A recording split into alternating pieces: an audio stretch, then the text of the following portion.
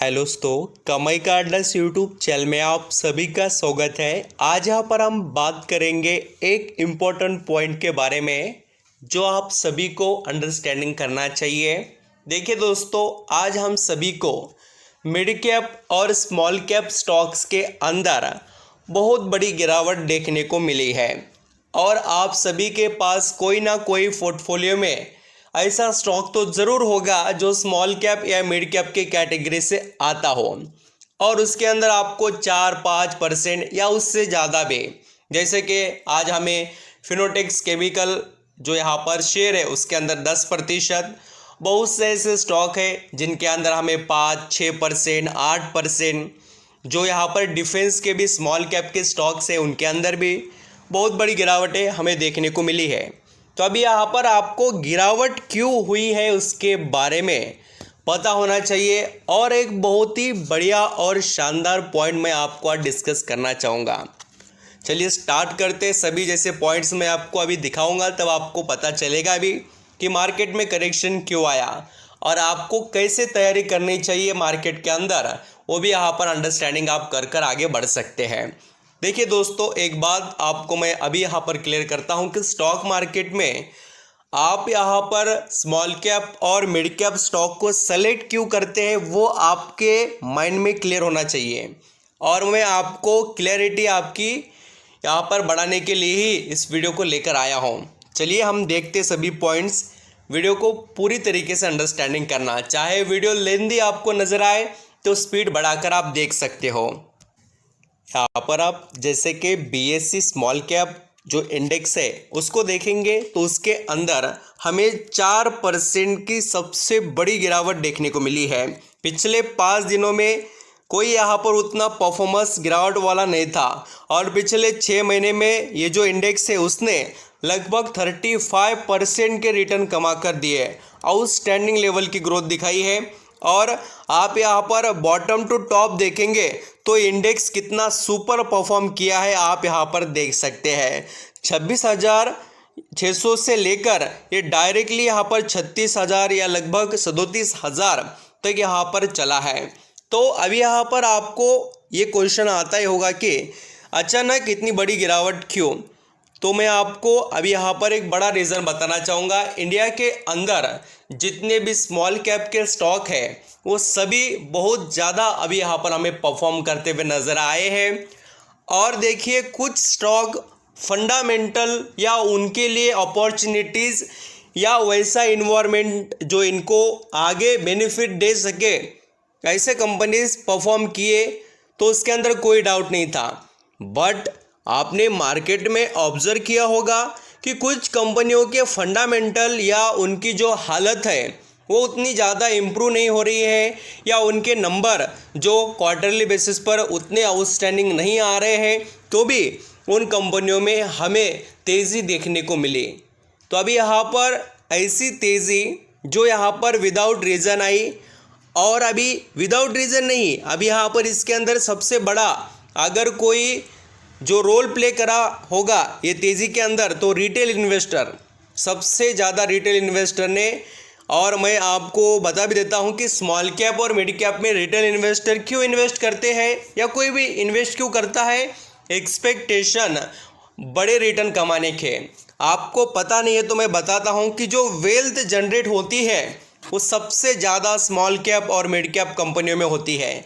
आज तक का रिकॉर्ड रहा है, कोई भी अगर कोई निवेशक बड़ा बना है तो जब भी उसने खरीदा है वो स्टॉक स्मॉल कैप या मिड कैप का ही होगा। लार्ज कैप से आप बड़े आदमी नहीं बन सकते और बनेंगे तो बहुत बड़ा कैपिटल लगाकर बनना पड़ता है। ये बातें आप समझते होंगे, इसलिए तो हमें देखने को मिलता है कि 2,000-5,000% रिटर्न दे देते स्मॉल कैप के स्टॉक। यही एक्सपेक्टेशन हमें मार्केट में ज़्यादा देखने को मिले हैं और इसी वजह से तो हमें यहाँ पर इतना बड़ा करेक्शन देखने को मिला। और आप यहाँ पर दोस्तों ये भी रीज़न को अंडरस्टैंडिंग कर सकते हैं।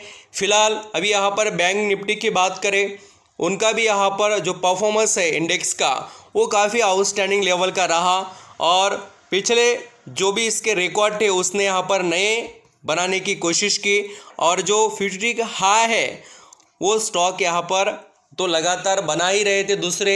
और साथ ही इंडेक्स भी, इंडिया के निफ्टी 50 की बात करें या यहाँ पर सेंसेक्स की बात करें, बैंक निफ्टी की बात करें, ये सभी इंडाइसेस हमें यहाँ पर टॉप लेवल के करीब और उसके आसपास ही देखने को मिले हैं। और उसको भी नया इन्होंने रिकॉर्ड बनाने की कोशिश भी की, कहाँ पर जो इन्होंने पहले बनाए थे उसको तोड़कर आगे रिकॉर्ड बनाने की कोशिश की। ये जो परफॉर्मेंस है आप देख रहे हो तो काफ़ी तेज़ी से इम्प्रूवमेंट वाला देखने को मिला। तो मार्केट के अंदर रीज़न चाहिए। देखिए जो बॉटम लेवल पर खरीद कर बैठे हैं वो टॉप पर जाने के बाद में सेलिंग के लिए तो सोचेंगे ही, इसमें कोई भी डाउट नहीं है। और आप दोस्तों चाहे तो देख सकते हैं, आज फिनोटेक्स केमिकल का शेयर रहने दो, चाहे अफिल इंडिया का शेयर रहने दो, यहाँ पर guardian rich ship building and engineering का शेयर रहने दो, ये भी देख लीजिए 8% 9% के करीब टूट चुका है। और अदानी विल्मर की तो वो तो यहाँ पर एक नॉर्मल 2% 3% के करीब। बट दूसरे स्टॉक्स आप खास कर रेल विकास निगम को देख लीजिए, ये भी 10% गिर चुका है। जिनके अंदर ज़्यादा तेजी आई वो सबसे पहले रडार पर आएंगे बिकवाली के। और चलिए मैं आपको और एक जो मिड कैप इंडेक्स है BSE का वो दिखाता हूँ। उसके अंदर भी आप सभी को लगभग 3% की गिरावट देखने को मिलेगी। और ये भी इंडेक्स पिछले 6 महीने में देख लीजिए कितना सुपर परफॉर्म कर चुका है। तो ऐसे परफॉर्मेंस के बाद में गिरावट के बारे में तो मार्केट एक्सपेक्ट करेगा, इसमें कोई डाउट नहीं है। तो आपको अभी यहाँ पर एक बात अंडरस्टैंडिंग करनी है, आपके पास जो भी फंडामेंटल जो रखते हैं उनके अंदर वैल्यू है, ऐसे कंपनीज है स्मॉल कैप के, तो बिल्कुल आप कंटिन्यू कर सकते हैं। और जो कंपनियों में फंडामेंटली स्ट्रॉन्ग स्ट्रेंथ नहीं है, उनके बिजनेस में पोटेंशियल नहीं है, वैसे स्टॉक आपको स्मॉल कैप मिड कैप के नहीं रखने चाहिए। देखिए मार्केट आपको ये चीज़ बता रहा है कि जैसे वो रिटर्न देता है वैसे रिटर्न यहाँ पर आपके नेगेटिव भी जाते हैं, क्योंकि जब प्रेशर क्रिएट होता है या स्मॉल कैप के अंदर सेलिंग होती है तो वो तेज़ी जैसे 50-50 100% दिखाते हैं, वैसे ही गिरावटें भी दिखाते हैं। सिर्फ फंडामेंटल मायने रखते हो कंपनी में, वो कंपनी के अंदर कैसे है बोलकर। और यहाँ पर आप आर्टिकल पढ़ सकते हैं, stock market today mid caps cracks 3%, small cap 4%। तो आप यहाँ पर पढ़ सकते हो कि ये जो सेंटिमेंट हमें नेगेटिव देखने को मिला तो उसके पीछे राज क्या है। जो लालच था रिटेल इन्वेस्टर के भी यहाँ पर माइंड में कि चलिए कोई भी स्मॉल कैप स्टॉक खरीद लीजिए, उसके अंदर रिटर्न बन रहा है, तो वो सबसे ज़्यादा देखने को मिला। और उसी वजह से हमें यहाँ पर बेवजह भी बहुत से स्टॉक देखने को मिले। ये बात जो है वो मैं खुद नहीं बता रहा हूँ, बड़े एनालिसिस ने बताई है सभी चीज़ें। और यहाँ पर आपको देखने को मिलेंगे पूरे अपडेट्स। चाहे तो आप यहाँ पर आर्टिकल वगैरह पढ़ सकते हो। सभी जो मार्केट के अंदर के सिचुएशन होते हैं उसका हमें असर दिखाई देता है। अभी सबको ये लगता होगा कि सर हमारे पास स्मॉल कैप स्टॉक है, तो मैं इसलिए कह रहा हूँ कि आप हो सके उतना उस कंपनी के जो फंडामेंटल है उसके ऊपर नज़र रखिए। और एक बड़ी बात ये देखिए, यहाँ पर जो एक्सपर्ट्स ने क्या एक्सपेक्टिंग किया है, देखिए मार्केट के अंदर जो अभी देखने को मिला है वो प्रॉफिट बुकिंग है। ये भी बात आपको समझना चाहिए। रिसेंटली जो रैली है उसके अंदर से यहाँ पर प्रॉफिट बुकिंग स्मॉल कैप और मिड कैप के अंदर देखने को मिली। और यहाँ पर जो इन्वेस्टर ने जो इस रैली में पार्ट किया तो उसके पीछे भी यहाँ पर हमें काफ़ी ज़बरदस्त जो परफॉर्मेंस देखने को मिला।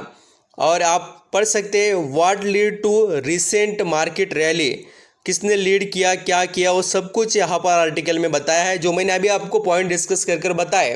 जैसे कि रिटेल इन्वेस्टर ने बाइंग ज़्यादा की, और साथ ही यहाँ पर ऑर्डर भी बहुत से कुछ कंपनीज़ के फंडामेंटल अच्छे नहीं थे। देखिए ये fundamental disconnected from the fundamentals से रिलेटेड जो कंपनीज थे उनके अंदर भी हमें बहुत ज़्यादा बाइंग देखने को मिली है। और ये रिपोर्ट देखिए कोटक इंस्टीट्यूशनल इक्विटीज़ ने बताया है। और जो पहला मैंने आपको डिस्कस कर बताया वो पॉइंट किसने कहा था, गोदरेज फाइनेंशियल सर्विसेज। ऐसे सभी अलग अलग यहाँ पर ब्रोकरेज और जो उनके ऑफिसर्स हैं उन्होंने यहाँ पर बहुत से पॉइंट डिस्कस किए। आई होप आप समझ रहे हैं कि क्या पॉइंट आपको याद रखने हैं। Thank you so much.